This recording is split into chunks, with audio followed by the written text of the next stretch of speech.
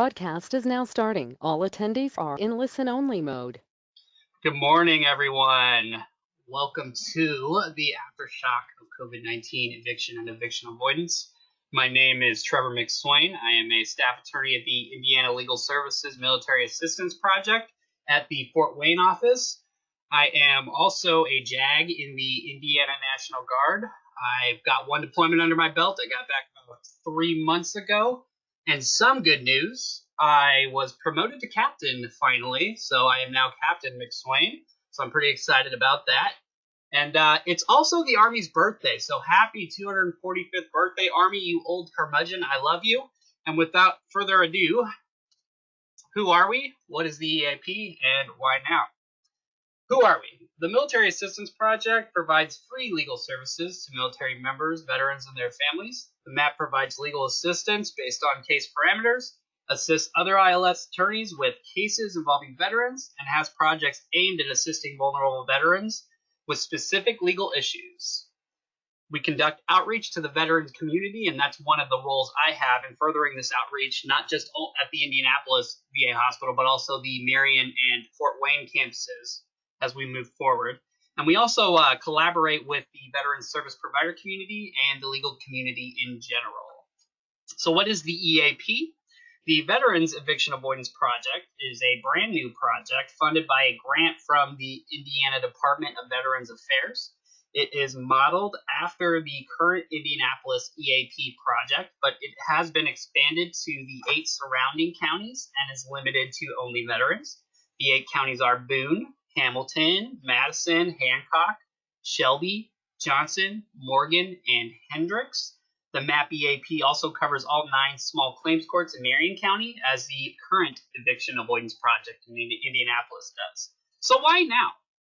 Historically, cities like Indianapolis have exceptionally high rates of eviction compared to all the other major cities in the United States. Indianapolis ranked second in the nation among evictions above Chicago. And while these numbers have been improving since 2016, there's no question that now, more than ever, tenants are at risk of eviction for non-payment of rent. And even though our project was started prior to the pandemic, it is clear that we are in a unique position to serve our veterans and find a way to avoid eviction. And we're combining previous guidance from the Indianapolis EAP and the expertise we have by virtue of being attorneys for veterans and knowing the resources available to veterans. Our clientele, as a result, they're going to have a much better footing in defending an eviction.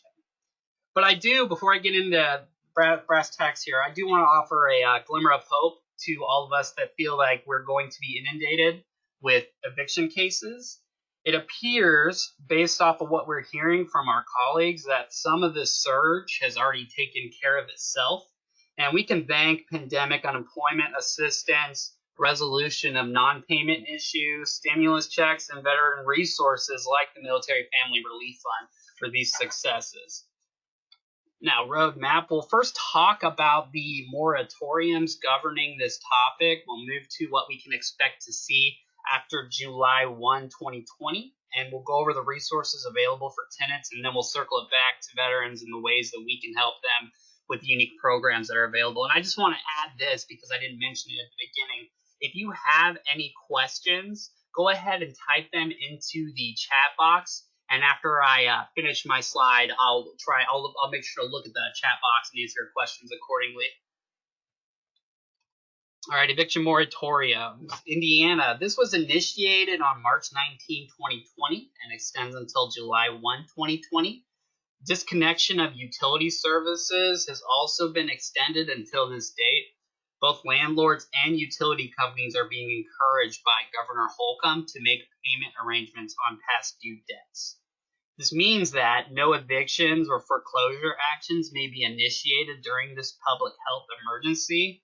Furthermore, landlords cannot engage in self-help. And what I'm saying is that they cannot be changing locks or shutting off the water. In fact, landlords shouldn't even be threatening eviction right now. And believe me, they are, and they're attempting to file. If we run into a veteran facing any of these issues during this moratorium, please let us know. We're going to turn around, talk to the veteran, and then we'll notify the Indiana Attorney General in writing as soon as possible in an effort to memorialize all the things that the landlord is doing that is in violation of the CARES Act. And if they use it, or if they end up filing, we can use that memorandum in a defense. So if you hear about something like this, let us know. And we can do things like send a cease and desist letter, letting the landlord know that they're in violation of the CARES Act. Now, this executive order does not relieve any individual of their obligation to pay rent, make a mortgage payment, or comply with their obligations as tenants or mortgagees. But no extra fees or penalties can be imposed during these state and federal eviction moratoriums, regardless of what the lease says. This does not preclude the removal of respondents pursuant to an emergency protection order filing, and landlords are no longer prohibited from filing emergency evictions in cases where there is immediate risk of injury, loss, or damage to the property. Emergency foreclosures can be initiated in cases where a property is vacant or abandoned, or where there is immediate risk of injury, loss, or damage to property. And the federal eviction moratorium on March 18th, 2020, Housing Urban Development HUD issued an eviction memorandum which only applies to Fair Housing Act and Fair Housing Act insured single-family properties. And this was followed up by the CARES Act. The CARES Act passed on March 27th, 2020, and extends for 120 days until July 25th, 2020, to protect covered properties from eviction and provide additional protections such as no filing of new cases after March 27 for non-payment of rent, no extra fees or penalties being imposed during the moratorium, regardless of what's said in the lease. And even after the moratorium period, there's an additional 30-day notice requirement for non-payment of rent. Any other issue, you're going to have to check the lease or default to state law. And in Indiana, that can mean as little as 10 days notice. If we get a client at the MAP EAP and we know that they're in a covered property, they can't get a notice of an eviction until after July 25th. The importance of the notice requirement I'm talking about here cannot be overstated. If a landlord does not abide by this restriction, we potentially have grounds for a dismissal. And this will buy the client more time. We'll be able to turn on those resources for the client. And then while they're searching for resources, it'll give us an opportunity to negotiate on the client's behalf to avoid the mark of eviction. All right, covered properties under the CARES Act. The CARES Act provides a moratorium for residents of federal subsidized apartments, including those supported by HUD, the U.S. Department of Agriculture, or the U.S. Department of Treasury, as well as protections for renters in homes that are backed by FHA, Fair Housing Act, Fannie Mae, and Freddie Mae mortgages. More particularly, covered properties include housing entities that participate in a covered housing program as defined by the Violence Against Women Act, entities that participate in the Rural Housing Voucher Program, or in a federally backed mortgage loan, or in a federally backed multifamily mortgage loan. And what that means is that it covers most of the properties in our lane. So federally subsidized apartments.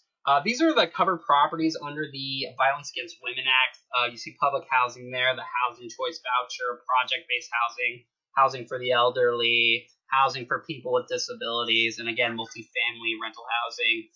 Below market interest rate housing, home, housing opportunity for people with AIDS. That's HOPWA and the McKinney-Vento homelessness programs. Are covered properties under the Department of Agriculture. This includes rural housing, farm labor housing, housing preservation grants, and multifamily rental housing.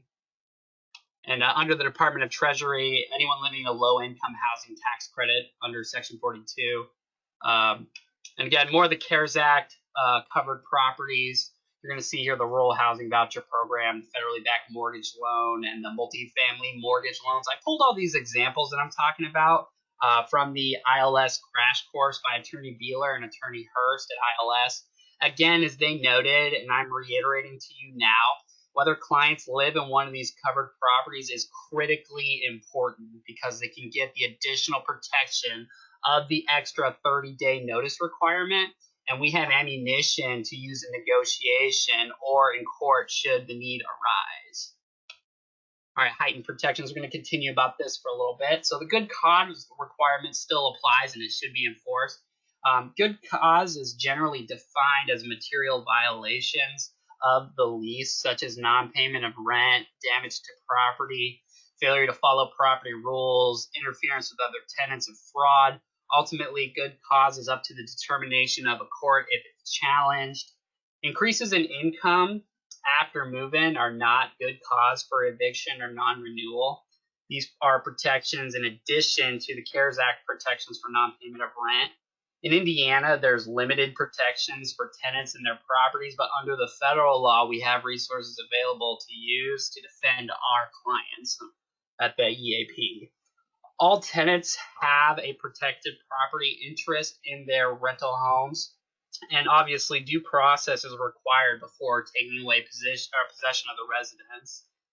Indiana does have some baseline due process protections, and federally subsidized properties have additional tenant due process protections. And a landlord, if they fail to follow any of these additional protections, it could mean an automatic dismissal of their claim. So whenever we get a case at the MAP EAP or in the EAP in general, we ask ourselves these questions. So what program is the tenant in? Were the notice requirements met, and was the content of the notice sufficient? Were the timing requirements met? And is there any grievance hearing available? And if there is, and we're talking about under the HUD guidelines, did they follow those guidelines? And if they didn't, what can we do? And that would mean letting the landlord know and engaging in the practice I'm telling you about now. So public housing, again, the good cause requirement applies. Tenants can't be evicted from public housing without good cause. There's still the written notice requirement. They have to be served the notice. And if there's a grievance procedure, it has to be timely requested by the tenant. And what it essentially means is that there's an informal meeting with the landlord or the property manager with no attorney present. And if there's no resolution, then there's an administrative hearing.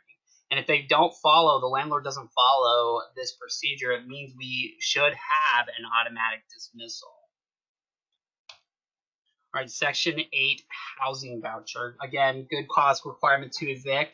And the written notice requirements, the most common examples that we see, they must contain the specific date the tenancy will be terminated. They have to state the specific reasons the tenancy is being terminated. This relates back to good cause. It must advise the tenant that he, she, they have 10 days within which to discuss the termination decision with the owner. And in terms of timing and service requirements, failure to follow this procedure means, again, that we have an automatic dismissal right. And I know this is a burning question. This does apply to HUD-VASH. So Housing Urban Development, VA Supportive Housing would be considered a covered property, and you're going to get those extra notice requirements, the written notice requirement. And there's probably some grievance procedures there outlined as well that we can use to our advantage to help our veterans. Low-income housing tax credit, good cause requirement, eviction and non-renewal. The Indiana Housing and Community Development Authority, this is one of the regulations that Attorney Beeler frequently cites in his actions. There has to be good or just cause for the eviction or other form of termination of tenancy, like not renewing the lease. And this is, again, what we're calling the good cause eviction. And the owner of one of these properties must be able to demonstrate, if they were challenged in a state court, that good cause existed for the termination of a tenant from a low-income unit. And notice and timing is determined by the lease and Indiana state law for the low-income housing tax credit. So what to expect? As I stated earlier, there's still reason to believe that many of these issues will resolve themselves. But again, we still may see a rise in eviction filings all over Indiana. However, we believe that there's going to be a lot of public support to have landlords work with tenants considering the circumstances. And even if landlords deny public outcry, and inevitably some will, we're also going to see that the availability of resources and rental assistance will also be more widely advertised. So resources available to tenants generally, there's a City of Indianapolis hotline. It's 317-327-2228. The Tenant Legal Assistance Project and the Eviction Avoidance Project, both of these are valuable tenant resources. Now, in terms of veterans specifically, we have ILS MAP. We're here to work with the landlord while other resources are being accessed. So while the veterans are pursuing these resources, they should do an intake with us. They can still visit the family assistance specialist with the National Guard, supportive services for veterans and families, the Military Family Relief Fund, specifically the COVID-19 Military Family Relief Fund, Helping Heroes of America, and the Homeless Hotline. I'm going to turn to each in turn. Family assistance specialists with the National Guard. These specialists are located throughout the state. They assist all veterans regardless of branch or era that the veteran served. They keep a current list of resources available for veterans. These resources are local, state, and federal resources, both monetary and non-monetary. The family assistance specialist can also help a veteran complete applications for the additional resources listed here. And they'll stay on the case and bulldog it until the crisis is averted. All right, so here's their contact information. I'd be more than happy to supply anyone with this PowerPoint after the presentation is complete. I'll give you my contact information before I hang it up, but just know they're all over the state of Indiana, and they want to help our veterans.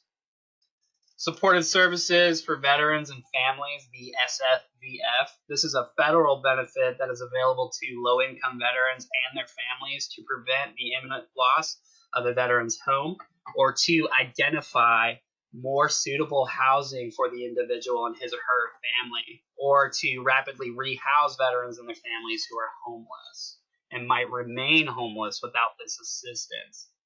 Although this is a VA program, the VA awards grants to community-based service providers, private nonprofit organizations, and consumer cooperatives who assist veterans and their families in their local communities. The applicant must be a member of a veteran family that is very low income and occupying permanent housing. Benefits provided.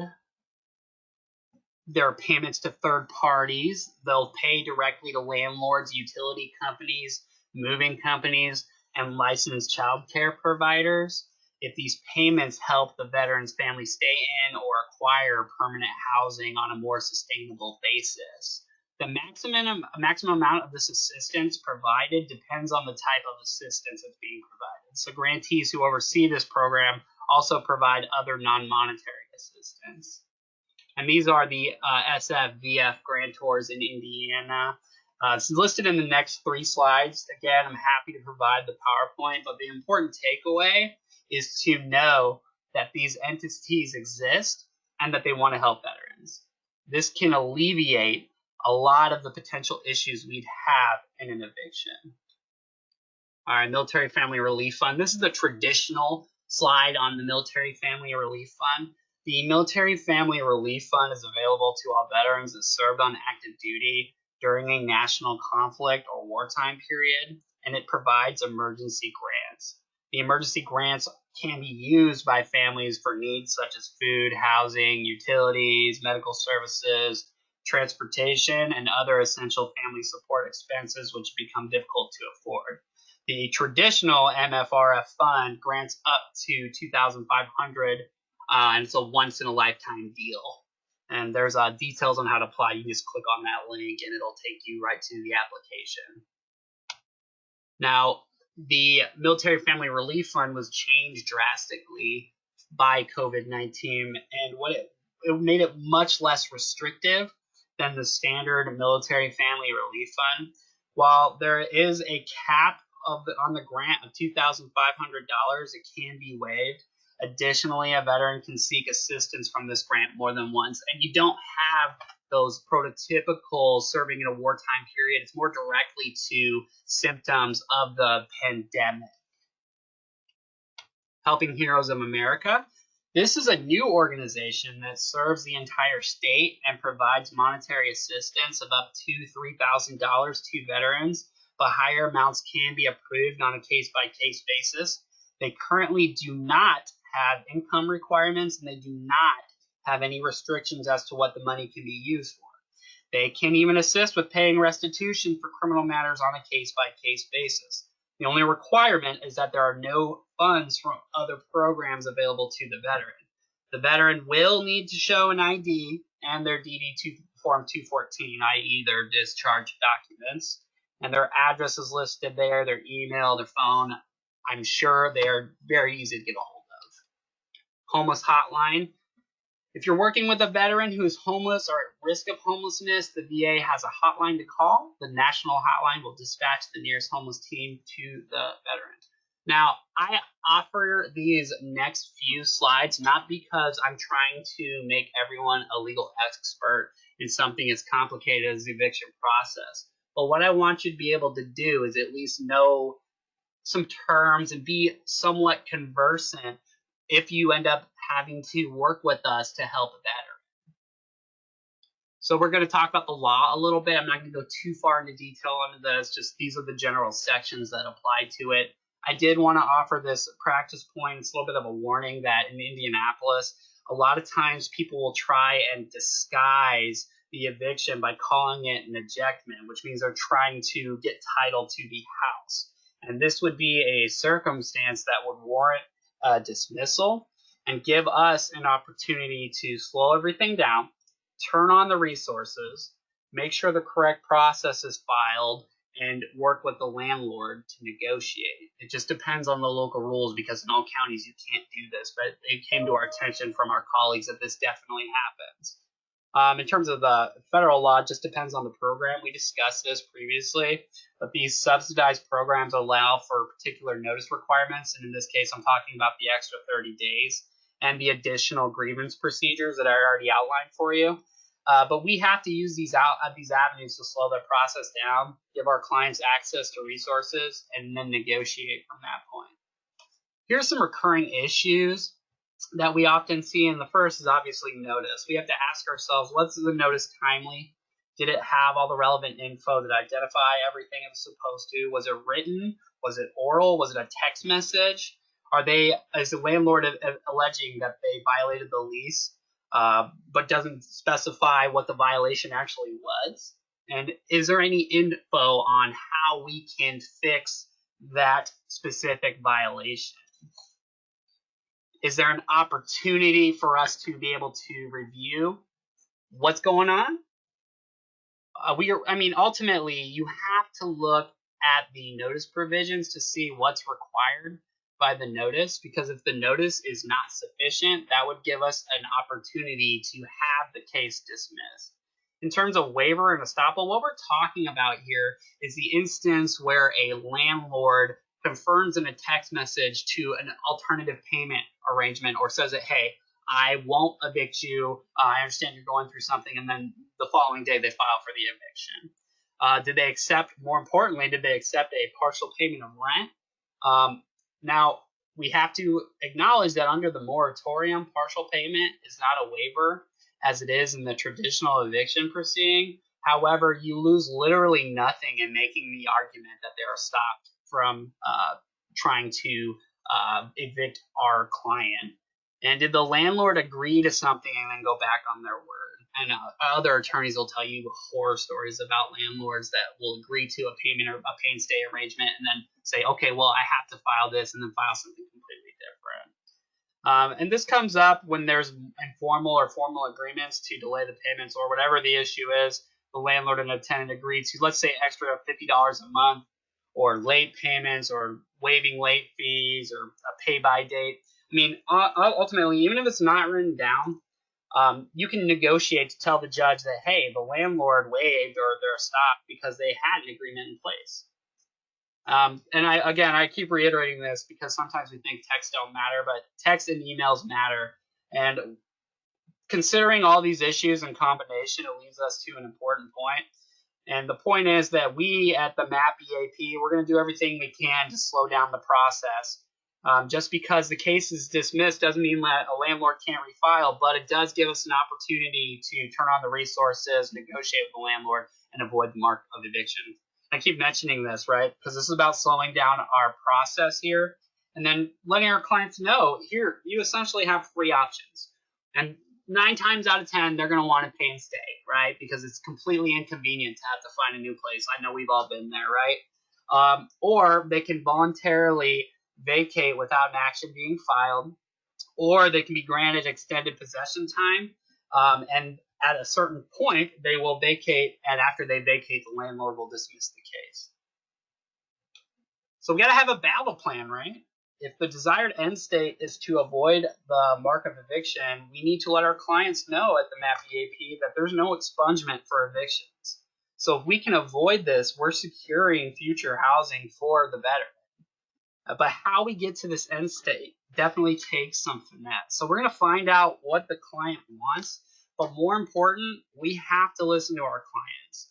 And Mr. Hurst at ILS tells us a story where he had a client on the phone and he talked to her for an hour straight and didn't say a word other than other than just to acknowledge, like, hey, I'm listening, and she told him after she finally got the whole story out, you're the first person that ever actually listened to me the entire time. And that's a good point for all of us, just as a practice tip, because once you actually listen to your client and you hear them out all the way, everything that happens thereafter is going to be a lot more, the client's going to be more amenable to it because they know that you have their best interest in mind, and that you'll listen to them and hear out their concerns.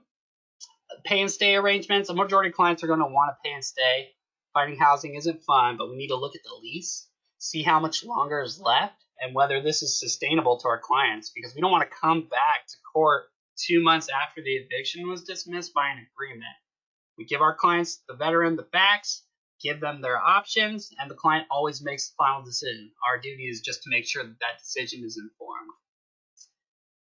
The goal is always to get the case dismissed, but sometimes dismissal means the client doesn't get what they want. Sometimes pay and stay agreements include verbiage that allows for the landlord to refile if the tenant cannot pay and defaults again. Sometimes getting the dismissal means that the tenant has to voluntarily vacate or voluntarily vacate after an extended period of time. The client will almost always want to stay, but sometimes it's just not feasible. This is where the attorney-client relationship is so important. The more we listen to our veterans and we communicate with them, the better the outcome is going to be. Coming to an agreement is ideal in almost every legal situation. Compromise is at the heart of these agreements. In this way, both parties get what they want. Landlords, in most cases, just want to get paid. They want their rent, and the client wants to stay.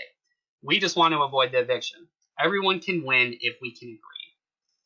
And even if we can't agree, if we do the legwork, we can tell the story in an eviction proceeding. We get to tell the judge our client's side of the story. We break down the notice, lease requirements, failure to show good cause. We get to tell the judge about failed negotiations or bad faith on behalf of the landlord. But most importantly, we get to ask the court for the relief that we wanted in the first place that the landlord denied.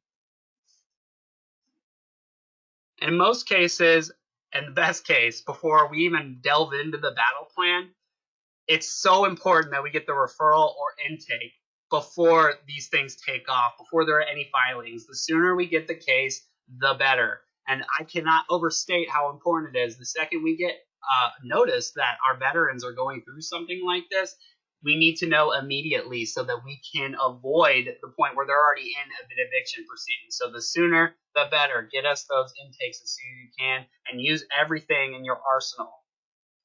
So what are the biggest takeaways from all these things I'm talking about? We want to make sure landlords are doing what they have to do. Make them do the legwork. We're going to pay attention to the timing requirement. We're going to look at when notice was given and why the tenant is being evicted. We know the resources available to our veterans, and I'm sure all of you sitting there at home today can think of many more resources, and you know that they're available, and we all know that it could mean the difference between having a home and being homeless. Get it in writing. I cannot stress enough about how important it is to get any agreement in writing when negotiating with a landlord, to include text messages or emails. If there's proof a landlord is acting in bad faith, our clients will have a great argument to present to a judge in the event of an eviction proceeding. But again, we're going to get those intakes in sooner the better before we get to the point of an eviction proceeding. So that basically concludes my portion of this presentation. Again, I'm Trever McSwain. If you want to email me, get a copy of the PowerPoint, let me know. I am so easy to get a hold of. It's not even funny. At this point, I will hang on, see if anybody has any questions. Other than that, if you do not, you are free to go.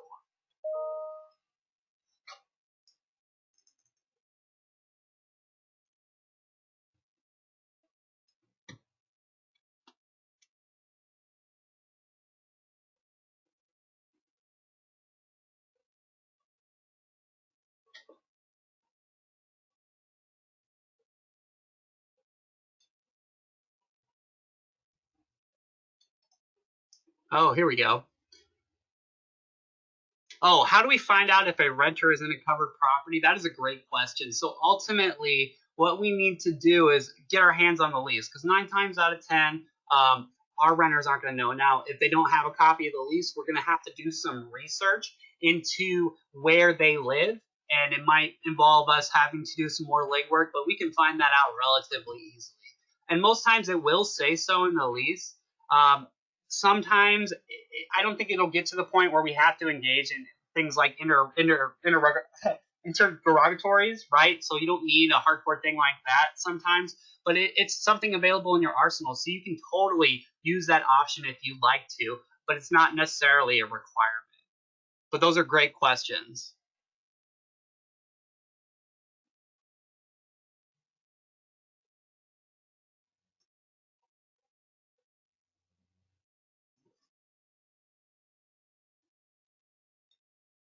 All right, I'm not seeing anything else, so I will let you all go.